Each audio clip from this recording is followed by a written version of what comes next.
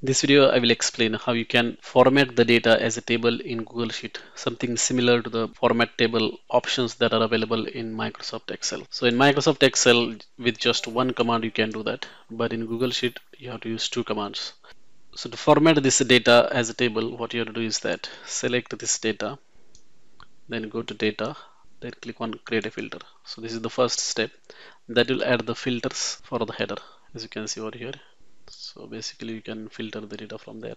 And the next thing that you have to do is you have to go to format and then click on alternate colors and then click on done. That's it.